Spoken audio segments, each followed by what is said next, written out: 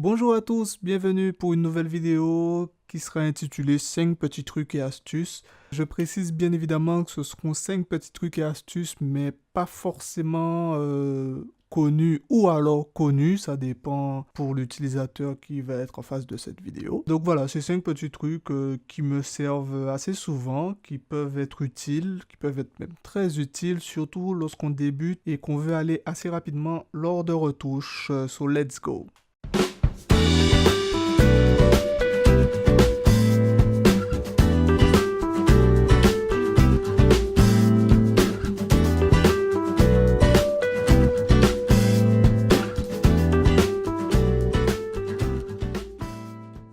Premier petit truc et astuce, je vais vous montrer comment faire pivoter un calque sans pour autant modifier le calque. Parfois on veut faire des retouches, un détour ou quelque chose du genre, ou même peindre avec le pinceau et qu'on essaie de bien viser les bords. Des fois on doit passer de la verticale à l'horizontale et c'est parfois pas très évident. À la longue c'est vrai que ça devient assez fatigant. Donc je vais vous montrer une toute petite technique connu ou pas connu comme j'ai dit, c'est tout simplement, on va faire un petit zoom, tout simplement d'appuyer sur la touche R et de faire pivoter le calque. À ce moment-là, on choisit son pinceau et là on pourra retoucher à l'horizontale.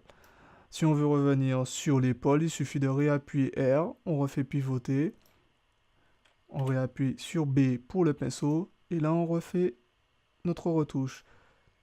Et ainsi de suite, il nous suffit de pivoter avec la touche R en gardant la touche R enfoncée et on fait tourner le calque. Une fois qu'on a fini de faire tout ce qu'on avait, il suffit d'appuyer sur échappe et le calque revient à la verticale ou à l'horizontale selon comme c'était avant. Voilà pour le premier petit truc et astuce de cette vidéo.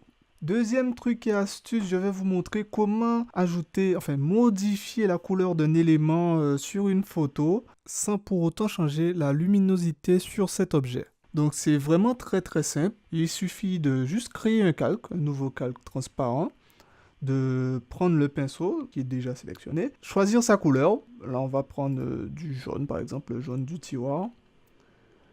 Et tout simplement... Ah, ben on entend l'avion passer au-dessus de chez moi. Et tout simplement de peindre là où vous voulez modifier la couleur de l'objet. Voilà. Donc là, bon, c'est fait à l'arrache. Bien évidemment, il faudra plutôt s'appliquer quand on le fera en retouche normale. Une fois que l'objet a été peint, il vous suffit d'aller sur les masques de fusion, les modes de fusion, pardon, et de choisir le mode de fusion couleur. Là, on peut voir que la couleur s'applique à l'objet tout en gardant la même luminosité. Ensuite, bon, bien évidemment, il vous suffit juste de peindre autre part si vous voulez peindre autre part, vu que le mode de fusion est déjà activé. Donc, ça gardera la même lumière sur l'objet, mais changera la couleur. Alors, petit truc et astuce numéro 3. Donc, pour les deux précédentes images que vous avez eues, c'était des photos déjà traitées à la base, donc elles étaient en photo finale, on va dire ça comme ça. Celle-là, c'est plus une photo brute, donc avant traitement pour vous montrer ce petit truc et astuce. Je vais vous montrer tout simplement comment réduire les hautes lumières ou alors augmenter les basses lumières sur une photo sans pour autant faire beaucoup de manipulation. Il vous suffit d'aller dans la fenêtre des couches RVB. Si cette fenêtre n'est pas activée, il vous suffit juste d'aller dans la barre d'outils, appuyer sur fenêtre et sélectionner couche. Alors donc je disais, il vous suffit d'aller dans la fenêtre des couches RVB, choisir soit la couche des rouges, des verts ou des bleus en fonction de la luminosité que vous voulez réduire ou augmenter. Bon, là, en l'occurrence, la couche des rouges m'a l'air pas mal. Donc, on va sélectionner la couche des rouges. Ensuite, appuyez sur commande ou contrôle sur Windows. Ça fera une sélection automatique des hautes lumières. Ensuite, retournez sur les calques, créez un calque de courbe. Et à ce moment, réduire la courbe pour diminuer les hautes lumières. Et là, comme vous pouvez voir, les hautes lumières ont été considérablement réduites. Pareil, si on veut faire les basses lumières. À ce moment-là, on va faire une méthode légèrement différente. C'est choisir la couche la plus surexposée. La plus surexposée. Donc là, je dirais les verts. La couche des verts. Cliquez sur commande.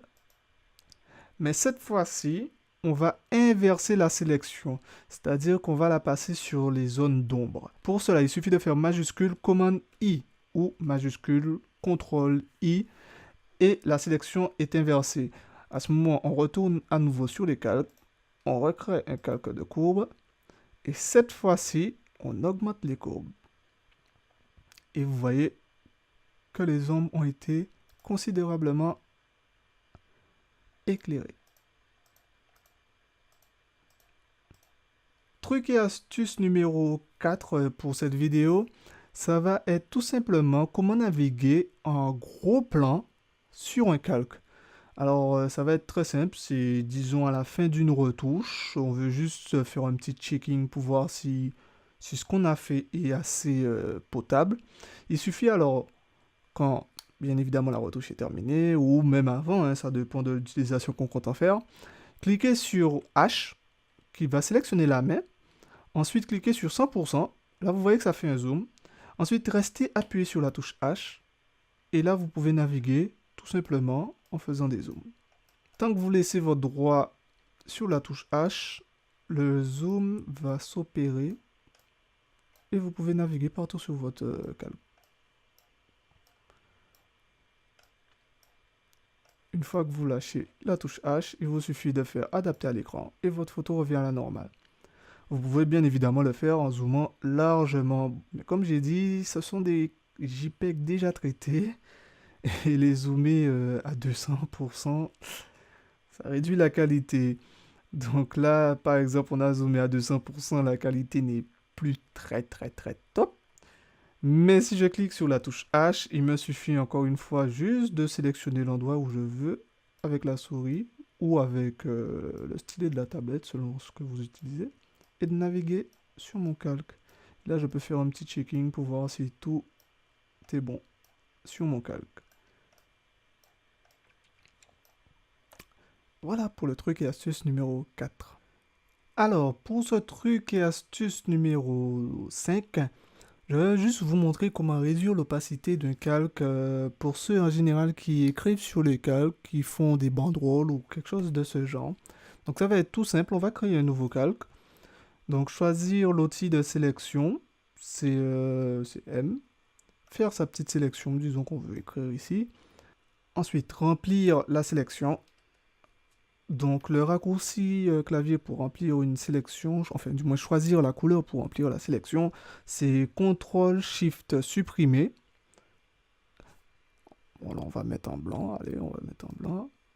Sur la même fenêtre, sans toucher à quoi que ce soit, avec le clavier numérique, il suffit de choisir le nombre qu'on veut pour l'opacité. Disons qu'on veut mettre l'opacité à 75. Si je tape 75, vous verrez qu'ici, c'est à 75. Si je tape 30, ça passe à 30. Si je veux revenir à 100% d'opacité, il me suffit d'appuyer 0 et ça revient à 100%. Si je veux en revanche 1% d'opacité, il suffit d'appuyer sur 0,1 et là je passe à 1% d'opacité, 0,8, 8%, 0,9, etc., etc.